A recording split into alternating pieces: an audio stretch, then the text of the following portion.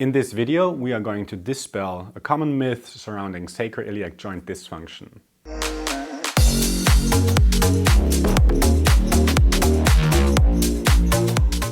Get our very own assessment ebook and mobile app. Links are in the video description. Hi and welcome back to Physiotutors.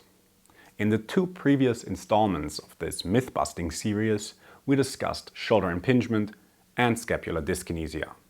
We have linked both of those videos in the description below. So when we thought, what's another phenomenon that clinicians to this day commonly diagnose and base their treatment on, but that has been refuted by evidence, it didn't take long until we landed on the SI joint and sacroiliac movement dysfunctions. If you are unfamiliar or need a refresher, sacroiliac movement dysfunction describes excessive or restricted joint movement between the sacrum and one or both ilii.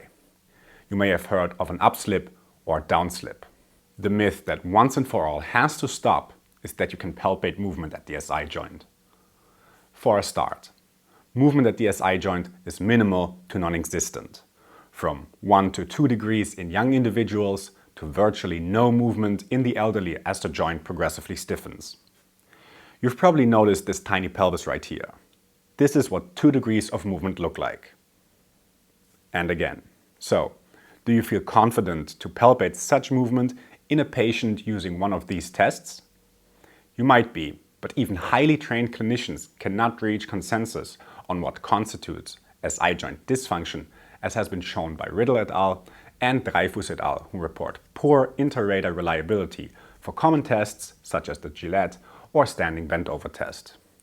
To put it frankly, assessing SI joint motion manually is like reading Braille through a steak. Thanks to David Poulter at this point for landing this quote. In case you're not convinced yet, Kipsgaard et al. From 2014 used radio-stereometric analysis and found a total of 0.5 degrees of movement and conclude that even using highly sophisticated laboratory measurements, SI joint movement was close to not measurable. Another thing we have been taught as well, and that lots of physios like to do, is to examine pelvic tilt by measuring the angle between the anterior and posterior superior iliac spines. Here, the posterior superior iliac spine should be higher than its anterior counterpart, resulting in an angle of around 15 degrees. However, research has shown that even in a small sample of both male and female pelvises, that there is up to 11 degrees of difference of that angle, from steeper angles up to around 23 degrees to virtually horizontal alignment and even marked side-to-side differences. So taking these natural anatomical variations into account further devalues manual assessment of SI joint movement. But we have all seen or heard of a patient with low back pain based on an assumed SI joint dysfunction that received a manipulation to the joint and had pain relief. Tulberg et al. In 1998 showed that there is no change in position of the sacrum and ilii after a manipulation. So the assumption of a repositioning any upslip, downslip or other dysfunction is further refuted. The mechanism why someone might feel better after manipulation is still not exactly known, but we have compiled a couple of recent theories in another video that you can check out in the description down below or the end card. Alright, I hope you found some value in this video and that you can let go of palpating someone's SI joint.